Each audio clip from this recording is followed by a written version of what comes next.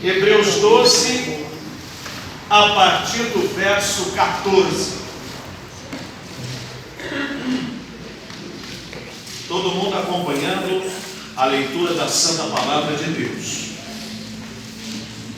Hebreus capítulo 12, a partir do verso 14, que diz assim: segui a paz com todos e a santificação, sem a qual ninguém verá o Senhor, atentando diligentemente, porque ninguém seja faltoso, separando-se da graça de Deus, nem haja alguma raiz de amargura que brotando vos perturbe, e por meio dela muitos sejam contaminados.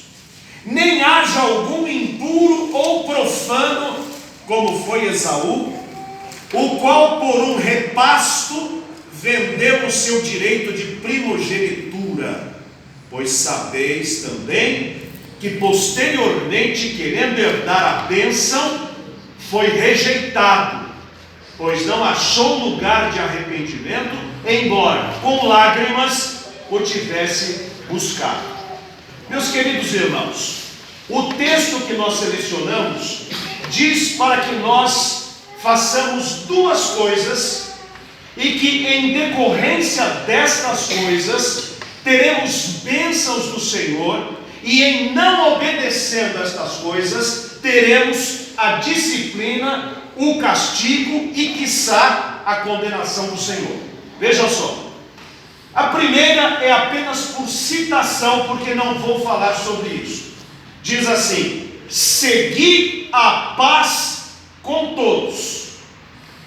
Apenas a guisa de menção, o crente é um ser da paz.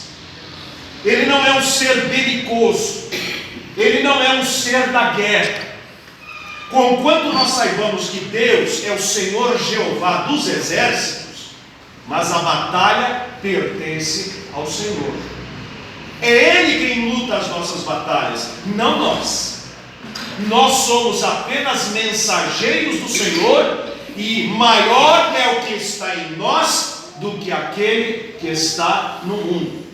E eu digo uma coisa para os irmãos: muitas vezes o crente é injustiçado, muitas vezes o crente tem o intento e o desejo de ver a justiça dos homens prevalecer, mas quando o crente busca a justiça na própria mão, a justiça de Deus não se realiza. Mas quando o crente confia a sua causa nas mãos do Senhor, Deus faz justiça. É como diz o próprio salmista: Senhor, pleiteia a minha causa. A segunda coisa, e é sobre esta que quero falar, diz assim: segui a paz com todos e a santificação, sem a qual ninguém verá o Senhor.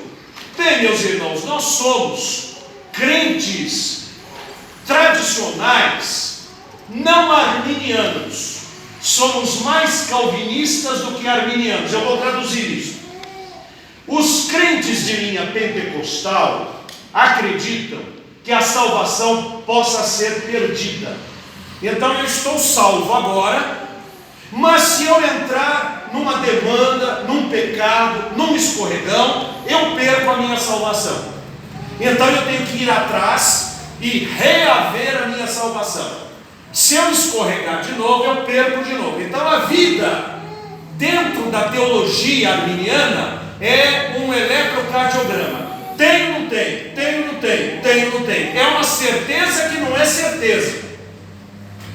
Por outro lado, a questão da salvação para alguém que tem um pensamento mais calvinista, e já digo que não sou um calvinista de carteirinha, mas temos tendências batistas calvinistas, nós entendemos que a salvação é um ato divino para a nossa transformação e que nós não somos agentes dela. O próprio Deus fez isto, como diz Efésios capítulo 2, verso 8: pela graça sois salvos por meio da fé. E isto não vem de vós, é dom de Deus, não vem das obras, para que ninguém se glorie. Ora, se não vem das obras, também não se perde pelas obras. Então alguém pode dizer: uma vez salvo, salvo para sempre? Sim, porque a salvação vem da graça de Deus, preciosa graça de Jesus. Porém, e aqui é que está o porém, o Senhor Jesus Cristo disse: aquele que perseverar até o fim, este será salvo. Ora, a salvação depende da minha perseverança? Não. É que quem é salvo persevera até o fim. Quem é salvo frutifica. Quem é salvo, e agora indo para o texto, se santifica. Quem vive no pecado, diz o apóstolo João, não viu o Senhor e nem o conheceu. Mas quem viu o Senhor e quem conheceu o Senhor, tomou um choque na sua vida. E este choque o transformou para sempre. E ele não é capaz de deixar de andar com Jesus, porque ele foi fisgado, ele foi pescado, ele foi transformado. A santificação é um aferímetro, é um termômetro, para que nós saibamos se estamos no Senhor ou se não estamos. Por exemplo, há pessoas que se agregam à igreja até o dia do batismo. Elas vêm, elas estudam, fazem classe, fazem aquele papel de crentes, às vezes até para conquistar uma moça para namorá-la, ou um rapaz para namorá-la, e então finge para ela mesma. Aí ela é batizada. Se ela vai casar, ela aguenta até o casamento. Se não vai casar, aí ela já larga a mão, já não vem mais na igreja, já não vem mais na escola bíblica e já não segue mais a palavra de Deus. Por quê? Porque era temporânea, era falsa, não era de verdade. Porque quem de fato é salvo pelo Senhor, ele busca a luz, ele busca a presença de Deus. Ele não tem outro prazer na vida senão estar na presença do Senhor. E se este prazer ele não tem, é porque não é salvo. Diz o texto: buscai a santificação, sem a qual ninguém verá o Senhor. Então, se eu não me santificar, eu não serei salvo? A pergunta não é esta. A questão é: se eu sou salvo, eu buscarei a santidade da minha vida, porque a minha natureza nova me leva a isto. Assim como a natureza de uma ovelha a impede de entrar no chiqueiro. Ela não gosta de sujeira, ela não tem apreciação pela sujeira, mas se tiver um lugar livre, limpo, aberto, é lá que ela quer ir.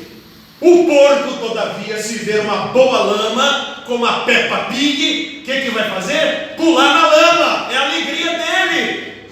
Para o crente, a alegria é santificar-se. Para o não crente, é esconder-se de Deus. Um adolescente disse assim, dando o conceito dele de salvação: antes eu corria para o pecado, agora eu corro do pecado. Então, antes de eu ter Jesus, eu ia ao pecado sem drama de consciência, mas agora que tenho Jesus, eu fujo do pecado, porque o Espírito de Deus que está em mim fala ao meu coração dizendo: não faça isso. A Bíblia diz que o Espírito Santo é uma pessoa, e ele se entristece quando nós andamos no caminho que não é do Senhor. Ele se entristece e nós percebemos a sua tristeza e a sua quebra de comunhão. Agora, como vamos nos santificar? O texto nos fala, vamos ver. Primeiro no verso de número 15, olha o que diz: Olha o dedo aí, Bruno. Atentando diligentemente, porque ninguém seja faltoso, separando-se da graça de Deus, nem haja alguma raiz de amargura que brotando vos perturbe, e por meio dela muitos sejam contaminados. Sabe um empecilho para a santificação da vida do crente? É a raiz de amargura. Sabe o que é uma raiz de amargura? Quem aqui já tomou alosna?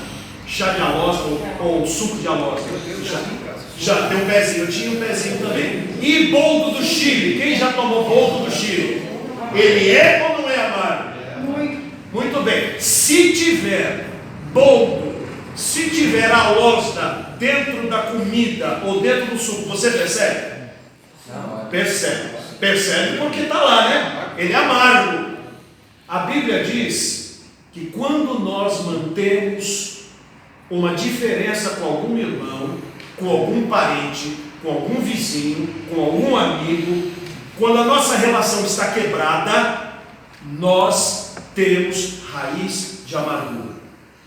E essa raiz de amargura é tão forte que se ele estiver aqui, eu consigo amargar a vida dele, a vida dele, a vida dele, a vida dele, e a igreja se torna amarga. Como é que a gente amarga? Você viu o irmão Zé? Aquele irmão até parece, ele só tem aparência. Não é o senhor não, viu? Né? Ele só tem aparência. Aí chegou, viu a irmã Quitéria? Aquele vestido era só para aparecer. Viu o irmão João? O irmão João me deu uma resposta atravessada. Na próxima ele vai ler. E aí eu começo a semear amargura na igreja. É a igreja da rua da amargura. A Bíblia diz que raiz de amargura. Como é que a gente arranca lá no pasto a tiririca? Alguém conhece a tiririca do pasto? Sabe o que é a tiririca? O que é a tiririca, irmão? Você arranca hoje, amanhã, corta hoje, amanhã, brota. Ela brota. Como é que arranca aquilo? Como? Tem que arrancar tudo. Tem que seguir o cordão dela. Onde tem batata, vai lá e arranca. Arranca a cebola dela. Porque se você não arrancar, você pensa que tratou e não tratou. É como relacionamentos. Que a gente, para inglês, vê e fala: tá tudo bem, viu, irmão modelo? Tá tudo bem conosco. Mas o senhor me paga na próxima. Eu não falei isso. Mas lá no coração eu senti isso. Obrigado, irmão. Água anesiana, viu? No nosso coração nós não tratamos. A Bíblia diz que nós não devemos manter dentro do coração raiz de amargura. Quando o pai e mãe vêm para a igreja e não fala com o filho, não fala com a nora, não fala com a sogra, não fala com o vizinho, não fala com uma pessoa que já foi da igreja, isso é pecado, isso é raiz de amargura. Deus não se agrada disto. Não adianta erguermos a mão e cantarmos e lermos a Bíblia e mostrarmos uma integridade exposta, quando lá dentro do coração nós não cumprimos a palavra. Como é que se arranca a amargura? Perdoando. Mas tem gente que não merece ser perdoada, não é? Mas eu pergunto, será que eu mereci o perdão de Deus? Eu também não mereci. Perdão na vida do crente é dado sem a pessoa pedir. Perdão na vida do crente é dado porque, diz a Bíblia, nós o amamos porque Ele nos amou primeiro. Então nós perdoamos porque Ele nos perdoou primeiro. Todo culto onde o coração está irado e com ódio e com raiz de amargura é uma hipocrisia e Deus não aceita. Por isso a Bíblia é muito clara: não deixe uma raiz de amargura tomar conta do seu coração. Outra coisa que prejudica a santificação está no verso número 16: nem haja algum impuro ou profano, como foi Esaú, o qual por um repasto vendeu o seu direito de primogenitura. Impureza e ser profano. Profanou, ele usurpou, ele tomou um lugar que não é dele. Por exemplo, havia lá no templo de Israel um tabernáculo, E havia uma área chamada Santo dos Santos. Aquela área não podia ser adentrada por ninguém, exceto pelo sumo sacerdote, uma vez por ano, e não sem um sacrifício de sangue. Quem porventura entrasse ali seria fulminado. A arca de Israel também era uma manifestação da presença de Deus. Um dia foram levar essa arca de um lado para o outro, enfiaram a mão na arca para ela não cair. O que aconteceu? As pessoas morreram, porque profanaram. Quando Moisés foi até a presença de Deus, viu aquela sarça ardente, o que aconteceu? O que a voz disse para ele? Tira as sandálias dos teus pés. Tira as sandálias dos seus pés, porque o lugar em que estás é terra santa. Diz aqui a palavra de Deus que ninguém seja impuro ou profano como Esaú, se vendendo. E como é que o crente se vende? Quando o crente troca a vontade de Deus pela sua própria vontade.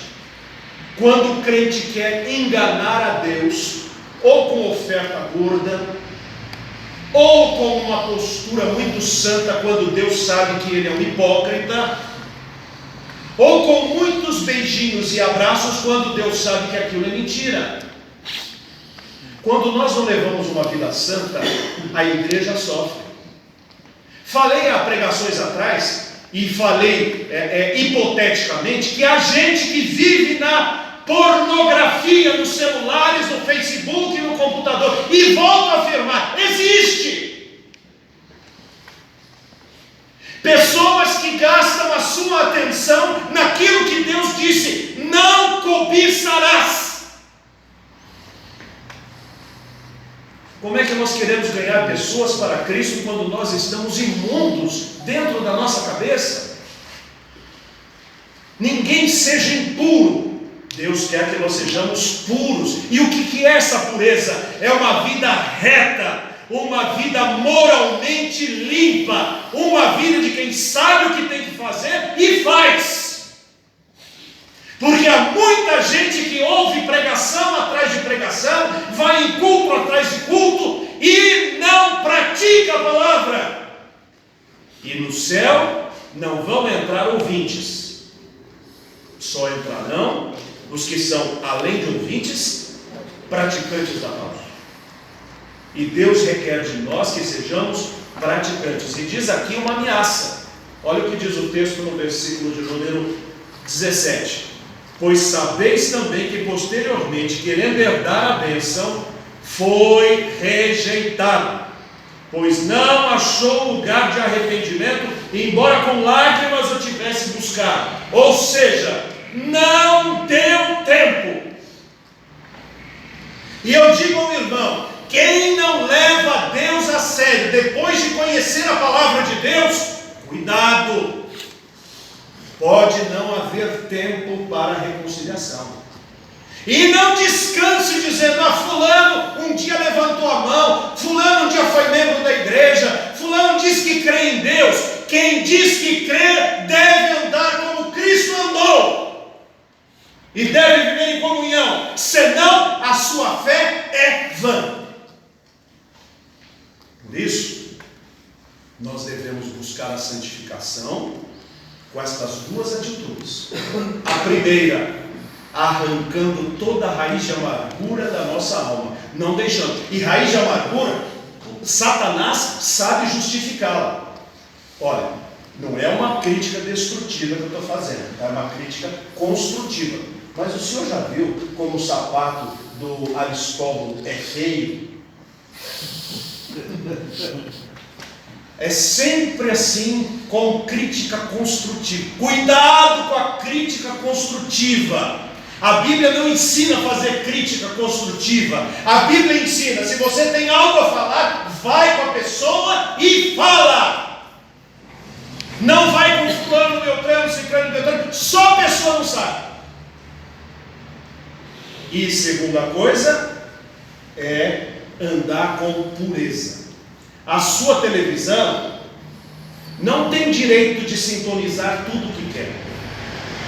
Ah, mas os canais mandam Domingão de não sei quem, mandam o sabadão de não sei quem mais, manda o Big Brother, manda a fazenda, manda o hotel, manda a praia, manda tudo. Apareceu, vocês estão, esse tipo de comportamento é mais ou menos como Arão. Arão, como é que você foi fazer esses bezerros? Me deram as joias, eu dei uma amassada, saiu esse bezerro. Malandreco, saiu esse bezerro? Você que fez, você vem falar que saiu sozinho? A sua televisão pode ser um canal de bênção, e muito pouca, porque há muito pouca coisa que se aproveita, e um canal de maldição, onde os tentáculos de Satanás agarram, não pelos seus braços, pela sua cabeça, ensinando como adulterar, como mentir, como falsificar, como ter rebelião. Cuidado que ninguém vos iluda, diz a palavra de Deus, porque tudo o que o homem semear, isto também ceifará. Fechando esta palavra, meus irmãos, buscai a paz com todos e a santificação, sem a qual ninguém verá o Senhor. Aí você pergunta, mas pastor, eu estou meio impuro, pastor, eu estou meio amargurado, o que eu faço? Faz o que a Bíblia diz: se hoje ouvirdes a sua voz, não endureçais os vossos corações. Deus nos chama para o arrependimento, Deus nos chama para a comunhão, Deus nos chama para uma transformação. Então é hoje, não amanhã. Vamos buscar a presença de Deus e sermos pessoas que possam dizer com toda alegria: sou um salvo pelo sangue de Jesus. O Senhor me transformou. Não vou para o céu por obras minhas, mas pela graça do Senhor. Mundo mau e ingrato, não te quero mais. Raiz de amargura, sai de mim. Impureza não tem parte na minha vida. Eu quero ser limpinho diante de Deus. Amém. Que Deus os abençoe.